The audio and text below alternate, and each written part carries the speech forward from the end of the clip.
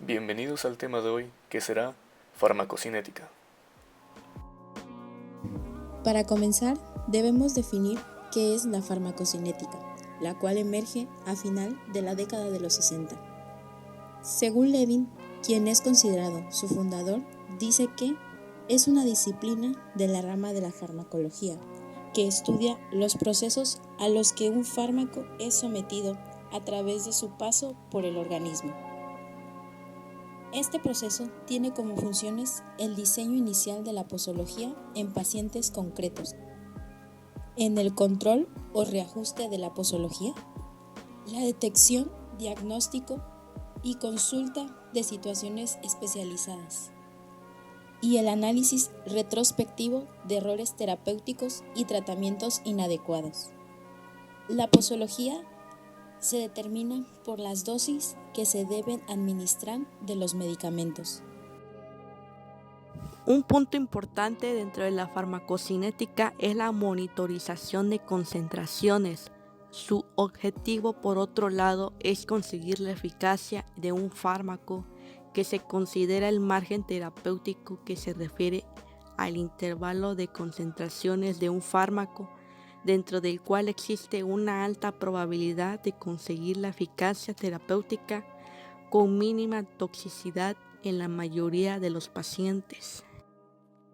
Para justificar la monitorización, nos basamos en la premisa de que hay una relación entre la concentración del fármaco en la sangre y la existente a nivel de receptores y, por lo tanto, controlando las concentraciones en la circulación sistemática, se dispone de un índice subrogado y fiable de la respuesta al tratamiento, y este se aplica en casos como fármacos con un índice terapéutico pequeño, fármacos con dificultad para valorar clínicamente su eficacia o toxicidad, fármacos con acusa variabilidad en su comportamiento cinético, fármacos para los que existe una definida relación concentración-respuesta y programación del régimen posológico.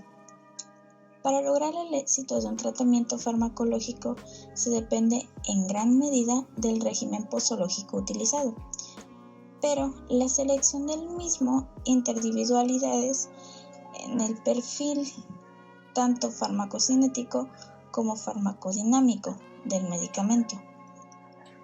Las posibles respuestas a los medicamentos pueden variar por dos puntos principales, que son los factores fisiológicos, como podría ser la edad, el peso, el embarazo o factores genéticos, y los factores patológicos, como lo serían la insuficiencia hepática, la insuficiencia cardíaca, la insuficiencia renal, entre otras patologías.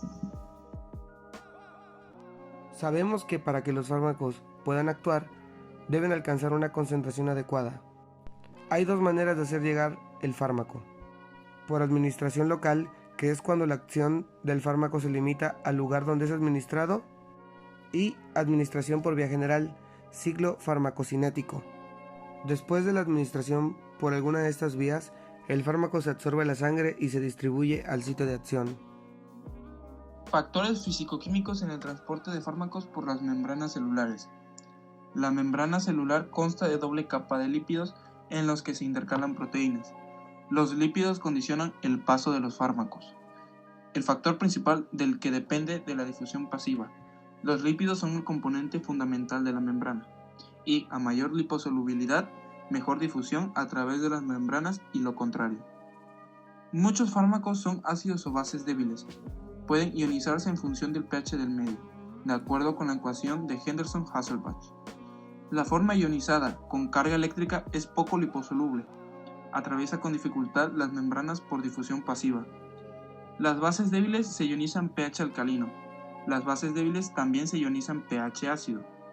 La ecuación de Henderson-Hasselbalch nos permite realizar los cálculos oportunos. Para una base débil, la reacción de ionización es BH más KAB más H. Y bueno, para concluir, obviamente tenemos que hablar de todos los pasos que sigue la farmacocinética. Pues lleva a cabo un proceso y que a pesar de ser diversos puntos distintos, pueden ser simultáneos. Y para identificarlo mejor, podemos abreviarlo como LADME. Sí, LADME, LADME. Bueno, en primer lugar tenemos la liberación del principio activo desde su forma farmacéutica, lo cual es obligatorio para que se pueda absorber posteriormente. Esto determina el lugar y la velocidad donde el principio activo se libera. La liberación del principio activo se produce generalmente de una manera brusca y rápida, o bien temporal. Libera el fármaco de una forma continua y preestablecida durante un periodo prefijado de tiempo. Pasamos a lo que es la absorción, que son movimientos del fármaco desde el lugar de administración hasta la circulación sanguínea, pues bien como su nombre lo dice, lo absorbe. Estas pueden tener vías de administración como pueden ser la digestiva, parenteral, subcutánea, térmica, intravenosa y epidural. Continuamos con la distribución. Esta distribución es el transporte del fármaco en la sangre. Puede ser disuelto en el plasma, lo cual es un fármaco libre, o bien unido en las proteínas o a elementos formes. Seguimos con el metabolismo, que este es el conjunto de reacciones bioquímicas que producen modificaciones sobre la estructura química del fármaco. Un metabolito, que pueden ser metabolitos activos, inactivos o metabolitos con actividad farmacológica distinta a la del fármaco original. Y bien, por si quedaban dudas de que era un metabolito, pues aquí les va. Se conoce como metabolito activo de un fármaco a una sustancia que se produce en el organismo por la biotransformación de un medicamento y tiene propiedades farmacológicas. O bien, si la sustancia derivada no posee propiedades farmacológicas ni terapéuticas, se denomina un metabolito inactivo.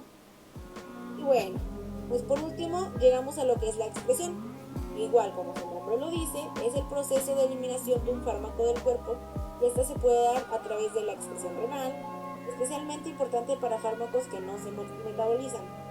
También la excreción biliar o por glándulas mamarias. En nombre de todo el equipo de farmacocinética, les agradecemos por su atención.